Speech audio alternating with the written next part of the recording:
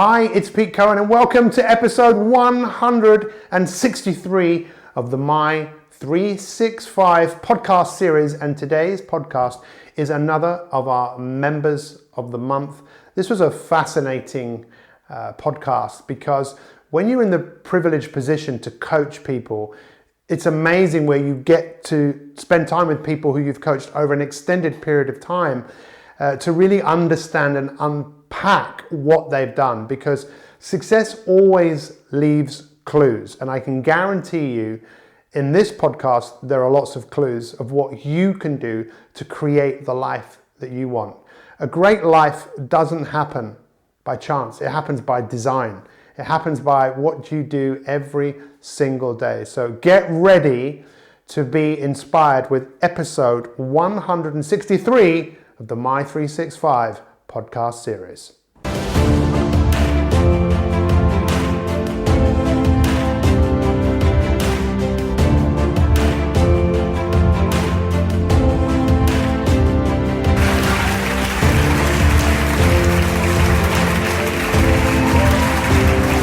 So it's episode 163. I am with the My 365 member of the month for the month of November. It's Karin O'Donnell. Yep. How are you? I'm fine, thanks, Pete. How are you? I'm great, but I've obviously been working with you and coaching you for how long? Oh, about 18 months now. 18 months, and Yep. I've been calling you Karen. Yes. So I've obviously started off, well, now I know what your real name is. But look, first off, congratulations. How did you feel when I told you you were going to be member of the month, or asked you to be member of the month? I sort of thought, why? Why me? But yeah, it was a bit of a shock. Yeah, I think it is a shock when we tell most people. I don't think we've ever had a member of the month and go, yes, I was expecting that, you know. So I think it does take often people by surprise. But just tell us a little bit about yourself. Tell us who you are, what you do. Okay, so I'm 49, approaching that big 50. I've worked for the civil service for 32 years, but I'm in a department where I can help vulnerable people, and I have big teams below me. So that's my work life, and at home I've got a partner, Lee, and a 15-year-old son. Yeah. So yeah, quite an ordinary person. Well, you say ordinary, and in our Member of the Year, which we were talking about before with Jill Donaldson, who won that, she also thought her life was quite ordinary, but what she had been doing was extraordinary in terms of working on herself. So tell us a little bit about what you have achieved since being a My 365 Elite member. So My 365, I'm not even sure, I think I came across you on Facebook, and I think in my very first broadcast I sort of said I felt like I was under a constant cloud all the time. Life was really miserable, meh, every single day. And I think through My 365 it's just using all the tools and techniques to understand I don't have to be there. Yeah. That was a choice of mine, to be in that black cloud place, and I didn't need to be there. And it's also taught me to perhaps let some history go past. Yeah, to let some stuff go. But you've also lost weight as well, because I know you've been a My 365 on a weight loss challenge as well. So tell us, how much weight have you lost, and how would you describe your health and well-being now? So over the last 3 years, I've lost 4.5 stone, but I was starting to really struggle with keeping that weight off. I was just going back into that. Yes. Well, I never came out of that dieting mode really till I found My 365 and then moved into the weight loss challenge. So that was about applying that mindset. I think that's the key really, is to understand. So now I've maintained that weight loss for a year. Yes. And I'm not on a diet anymore. It's just a way of life. So. And what do you put that down to? Because I think that's one of the things which so many people struggle with. Struggle to be consistent with anything. But with weight, definitely struggle to either lose weight or when they've lost it, put it back on again. What do you put your success down to? It's all in the mindset. The weight loss is in the mindset. Your body is there to be in a particular way, but we feed ourselves with food to be happy. We don't need food to be happy. Food's a fuel. Yeah. So it's about learning all of those things really. I'm not perfect at it because I'll never be perfect at it, but I still eat for fun socially or whatever. Yes. So, but it's a mindset. It's absolutely in the mind. It's amazing because, like I said, there's so many people out there in the world that want nothing more to be slimmer, fitter and healthier, but they're always looking for something external. And I know my program obviously is an external thing, but it's stuff that you've done. So tell me about like a typical day in your life right now in terms of food and exercise. So for food, I always try and start the morning with a healthy breakfast or something. So for me, like this morning, I had eggs, spinach and avocado, which are things I would have avoided in the past because they've got lots of fat in, but they're not healthy fats, fine. And it's about how big the portions are. So I always start the morning like that, and then I'll perhaps have a piece of fruit mid-morning, and then I'll have a shake made with fruit for lunch, because it's lunch when I'm at work. I find that I either don't have a lunch break, so I miss the meal, and then I'll binge eat a few hours later. So it's about just managing all them obstacles as you go along. Yeah. So carbs it sounds like you don't eat too many carbohydrates, too many breads and rice and pastas and stuff like that. I try and avoid them. Yeah. Bread's a bit of a weakness, but luckily Lee, my partner, makes bread, nice spelt bread, so from basic flours rather than the ones that are marketed. Yeah. And you look really well. How would you describe your health and your well-being today? So my and health, your energy. Yeah, my energy. So I've had a health condition in my neck for a few years now, and I very consciously a year ago tried to stop taking inflammatory tablets. So I've managed that in a better way by exercising, making sure I'm walking properly, and it's all the things within me that I can do, and I don't need anyone else to do that for me. So. Well, for me, one of the reasons I wanted you to be member of the month is you are someone who shows up. And for me, coaching, it's a two-way thing, even if we're doing it, online, and you're someone who consistently shows up. Why do you think that's important to kind of, if you're on a journey to achieving something, why is it important for you? So, I think I've always been what people would call a pleaser. So I like pleasing other people. So when I started the journey, it was about, I want to please Pete, I want to please all the people in the community, the VIPs as I call them. Yeah, the ones who show up all the time. The ones that show up all the time and the ones that you learn more, so my champions. So it was about pleasing them, but I think a big turning point for me was when I realised it doesn't matter what any of you think, it's about what I think. And it's about pleasing myself and being happy with myself. And I've never, probably for 49 years, been happy in myself. Lacking self-esteem, all of those things, very vulnerable, and it's that whole switch that now I'm happy with myself, so I show up more because I'm showing up for me. Wow. I think in the weight loss challenge recently, I think we're halfway through a challenge period, and I caught that duck saying to me, "Oh, why are you bothering to write that? No one reads it." And then the retort to that is, but you're doing it for yourself, you're showing up for yourself, because that's one of my evening rituals, that I show up and think about what I've eaten and done that day and what I could have perhaps done differently. I mean, it's fascinating to me, because obviously, as I said to you, when we, before we do this interview, I don't know what we're going to talk about, and I don't necessarily know what's going to come out, but that to me is truly fascinating. How did you make that? So, I mean, there'll be so many people listening to this all over the world that think, I want that switch. Can I have it? Can I buy that switch from somewhere? What was it? Was it something that I said? Was it something that happened that made you think, hang on a second here, there needs to be a shift? I don't think I can pin it to one thing. I can remember doing some videos saying that I was driving to work feeling excited, that actually making that cloud go away and feeling happier in myself was, I could do it. No one else had to do it for me. So that was part of it, just the realisation that we're in control of our own destiny.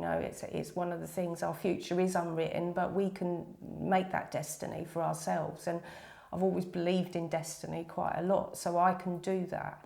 So when you say you believe in destiny, what do you mean? So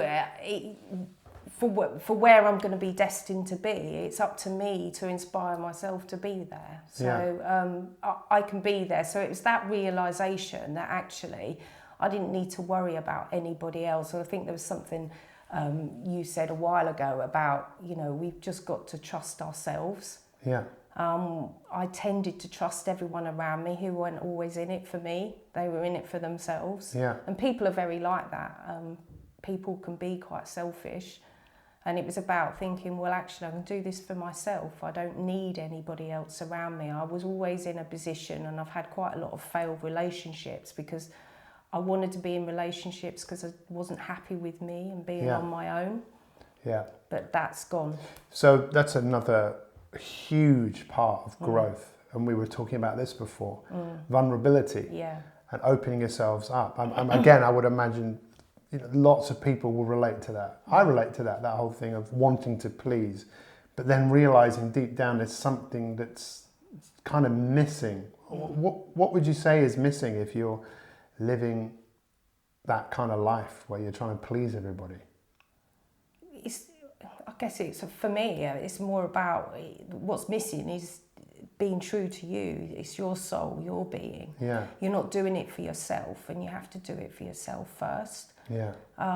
Because whatever you do for yourself and improve yourself, you're inspiring others around you. You're helping people by being that better person. Yeah. I used to be quite reactive and loud, and shout quite a bit. I don't do any of that now. So that's incredible, because I think what happens for a lot of people is when you make that shift, you're not trying to justify when you're not trying to protect yourself anymore, because you realize, well, I don't have to protect myself. I don't have to try and hold myself accountable, because you're saying, well, this is me. And it's such it must be hugely liberating to have made that. So how does that feel now compared to, like you said, there's no black cloud hanging over you. Or No. If it does, it probably doesn't hang around for too long. Yeah, I mean, it does come over. I mean, we have shifts in our own body, don't we, where they're hormonal or things happen. And I wouldn't want anyone to think that, everything's gay and happy and we skip along and nothing ever, because obstacles come and you have to deal with them. But that's something that you've also shared, that now when obstacles come, you're just much more almost vigilant in terms of, I'm going to get through this. Yeah. And it also sounds like you want to be a great example to others, right? So you've been inspired by people in the elite community. Definitely. But what about now? Who is it that you want to inspire? So, I mean, close to home, it's my son, his friends even, but I'm fortunate enough to be a volunteer for a young person's group, so I can inspire young people there. But it's just the people you touch every day. It doesn't have to be someone who's prescriptive. It could be just someone on a train. I commute into London. It's amazing. You smile at somebody and they smile back at you. Yeah. You could have easily just glared at them and people sort of like, oh, she's smiling at me. What does she want? But you don't have to. Acknowledging people on the road. They might have cut you up, but if you just smile at them, it changes the whole position. So it really looks like you've become much more comfortable about who you are. Yeah, I think so. I'm more proud to walk in my shoes, and I think we talked about that last week, but it's only I can walk in my shoes, and I feel better to do that. I'd be screwed if I was going to walk in anyone else's shoes, because I'm size 12, so most people aren't, so my feet would hurt. But I think it does hurt, right, when you're trying to live a life where you're trying to please other people. And I think what I find so fascinating is about the journey that you have taken, and that whole destiny thing, like destined, which means that you must have some concept of where you're going, right? And I just think so many people, and you've heard me say that so many times, when I'm coaching people, I'll often say, from the statistic that I heard from Napoleon Hill, who wrote about it in the 1930s, that he reckoned only 2% of people know where they're going and have a burning desire. So where is it that you see your life going? I mean, for me, I've probably got another 15 years at work. So I'm fortunate to be in a role where I can inspire people, and I'm about to start a new role tomorrow where there's a bit of a swing on what I've normally done, but where I can inspire a lot of people around their health and well-being. I want to continue volunteering to support young people, because I think young people have quite a hard deal at the moment with social media and everything. And then we'll just see, we all desire to be our own boss and have our own rules and perhaps not work quite 9 to 5. So for me, it's just, I haven't quite worked out exactly what I'm going to do, because I want to see how things go. I've already got a lot there for me. But it sounds like you want to do what Stephen Covey talks about in 7 Habits, the second habit, which is to begin with the end in mind. You want to leave this world in a better place than you came here, to inspire others. In fact, I'm doing a podcast tomorrow about the meaning of life. And when you talk about the meaning of life, it's like, well, what is the meaning of life? But actually, the scientific meaning of life is to leave, like how life came to be, that something came into existence and then it figured out how to pass this on to something else so it was still alive, And I think, if that makes sense, I think in essence that's kind of what we're pre-programmed to do, even though we can't carry ourselves on. We carry ourselves on obviously through our children, but every single person that we touch, it sounds like you want to touch as many people as you can in a positive way. Why is that important to you? Because I think that's why the human race is here. I think the human race has become quite mean. Yeah. And that's not what we're here for. I like to see the best in people and work with the people to see the best of themselves. And I think, when someone just says thanks for that, it makes you feel really good. Yeah. Because you make a difference, and that's really important to me. It always has been. That's always been, and I know we talk a lot around our values, that's always been there. It's just got clouded with all that nonsense, rubbish that's gone on. The on. duck talk. In fact, I know you gave me a duck. It's just over there. Jerry, if you could just pass it to me. You brought me this back as a special present. Where is this from? Ibiza. So it looks like it's from Ibiza.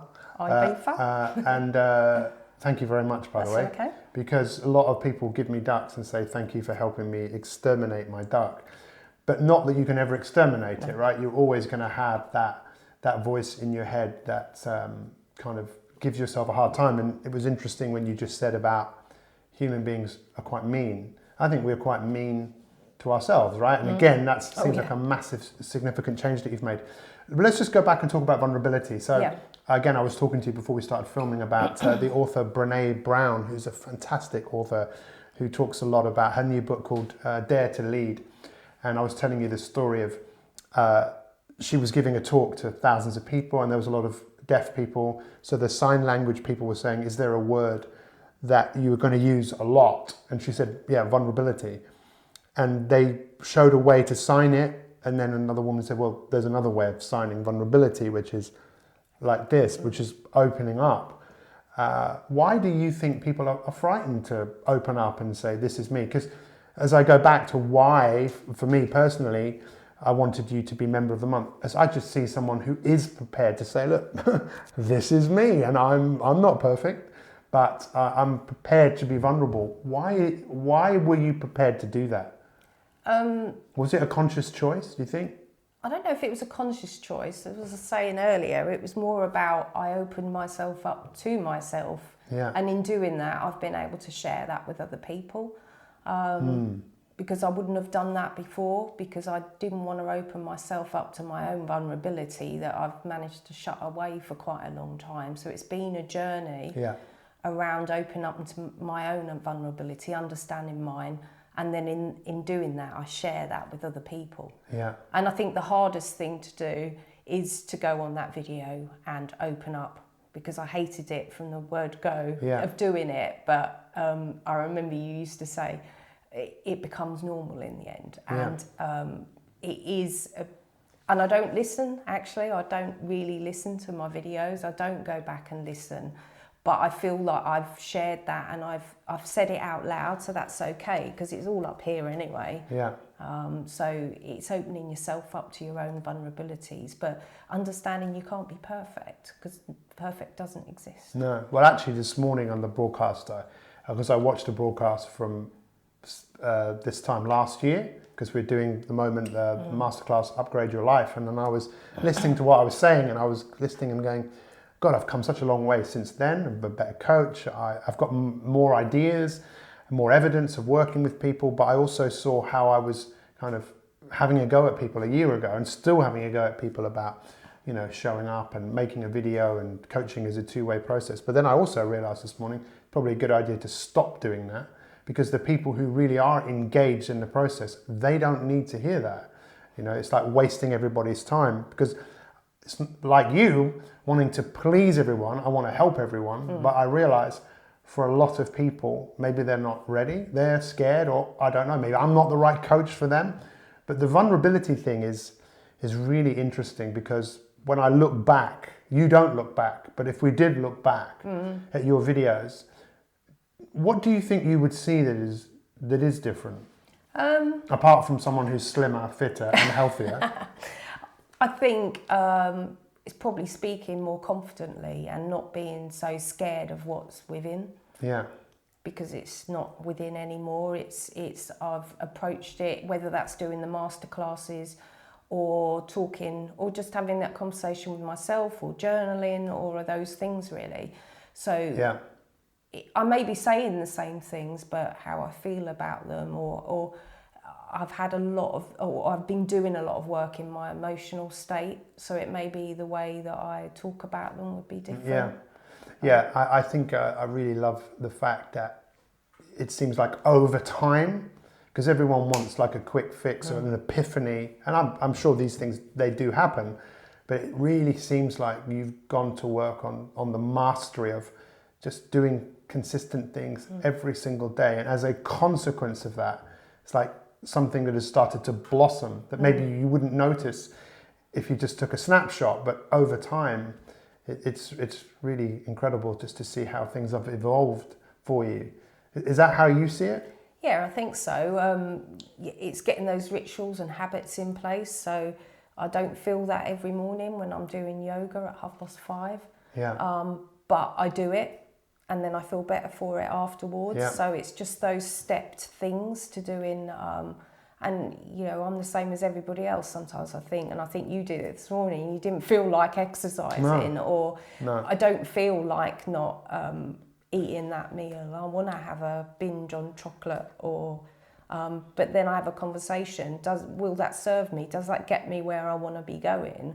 Or when I put on £3 or I put on measurements or inches or things like that, that's not going to make me happy. I think it's so much easier, isn't it, when you have a destiny, you know, to think about, and I think this is huge, when you think about, well, is doing this now going to make me, the future me, proud of me now? And I would imagine in many cases you go, no.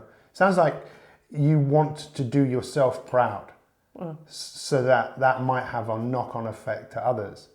Yeah, I think so.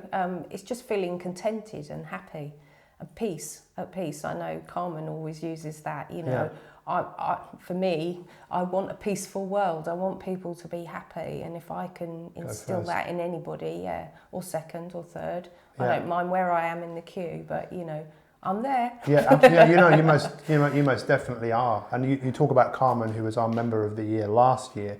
What's it been like for you to have like some of these role models, other people in the community? What does that do for you? People who are striving towards creating a destiny. I think for me to start at the beginning, I was overawed by it, and I was thinking, oh my gosh, I've got to go and do something. I've got to find something, and I was looking too hard. It's got to come from within your heart, and it's got to be something you want to. So first you're overawed by everybody, but then you start taking little bits from everybody, and you know, you listen to certain people's videos, and then you listen to newer people's videos, and you can take little bits from it. I think, actually I relate to that. And you take what you need. You don't need to take everything, and you don't compare.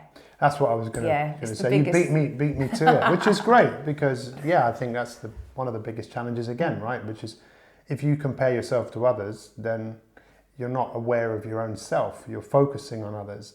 Is that something else that you do? I mean, I think all human beings do it, but it's just doing it less. Because what do you think the impact has been in your life, where you've compared yourself to what other people are doing and judged yourself based on what they're doing? And I just think it's a huge thing, that comparing. The whole world compares us with each other. You're either slim or you're not fat, or you're this, Yeah. or you're that.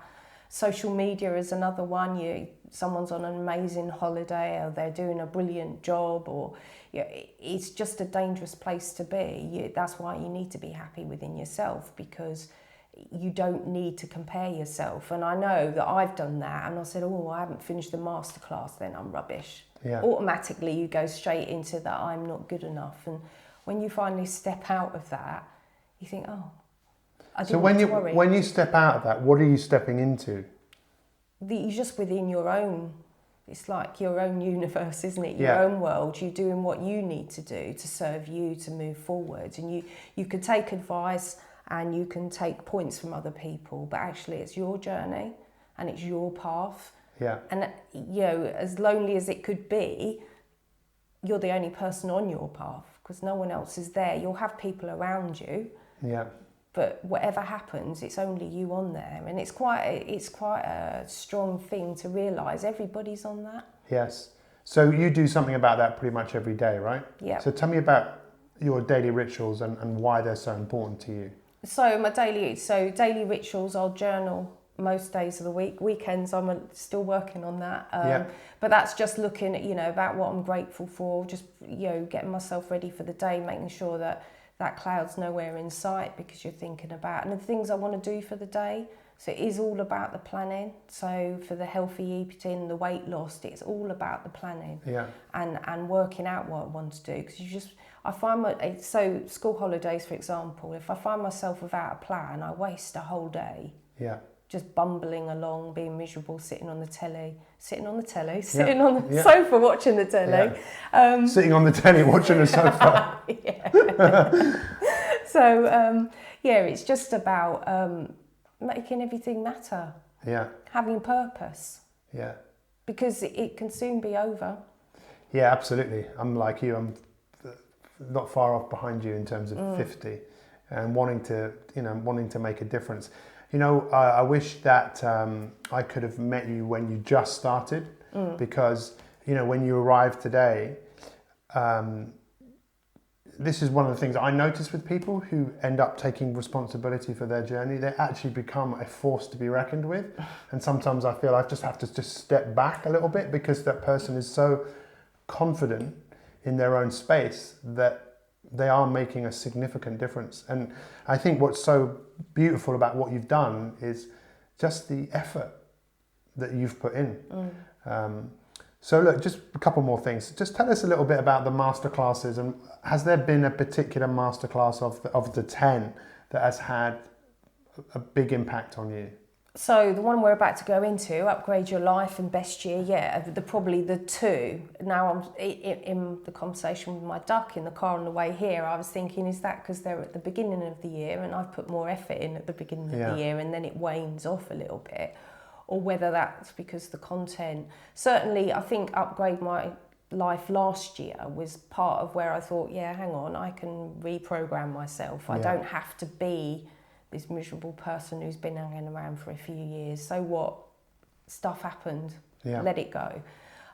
So Upgrade Your Life is what we're moving into, and Best Year Yet, that's about that planning again, isn't it? And it's about, and the last 2 Octobers actually, when we've had our annual holiday, I've done created my own future in the current reality, desired reality. So that seems to be a new habit that's appeared. So I've got my future where I want to be, and now we'll go into upgrade. What do I need to get rid of? What can I keep? What can I program? And then Best Year Yet, it'll be about moving it forward. Yeah. Well, one of the things that you do for me with the people that show up, I do get to learn a lot about what people are doing, and my journey, just like yours, is ongoing. And the whole Upgrade Your Life, we're going to be focusing a lot on our personality.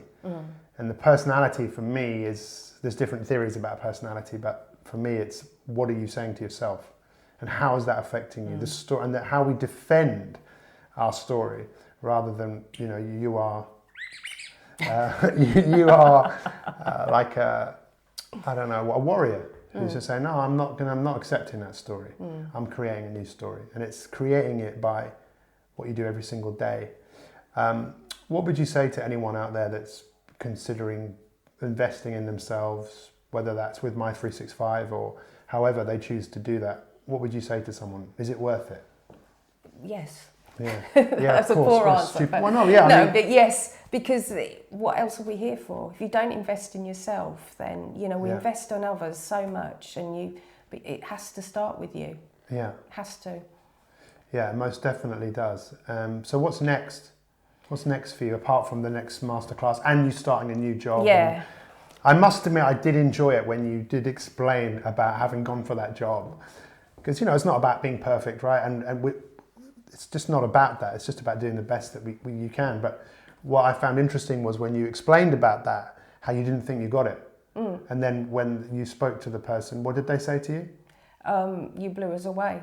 Yeah. You blew us away. So, it could have been because it was here's the duck going. It could have been because it was about health and well-being, but that's something at the moment my passion's really deep in, about the health, because that's my personal journey. Yeah. But I talked about the life coaching, I talked about all of those things that I'm doing in my personal life. So I really believe if I hadn't been involved with all of this, I wouldn't have got that, because it's what I'm doing, and I can talk about it for hours on end at the moment. Well, you're not the only one. I think, again, it's a direct result of your investment in yourself, and that's what you bring to the table. Yeah. And that's what people are being, what's the word? When you are exposed, that's what they're being exposed to. So I really appreciate you being here today and being our member of the month for November. I'm definitely inspired, and I would encourage all of you that are listening to this podcast to like it, to share it. Let's get this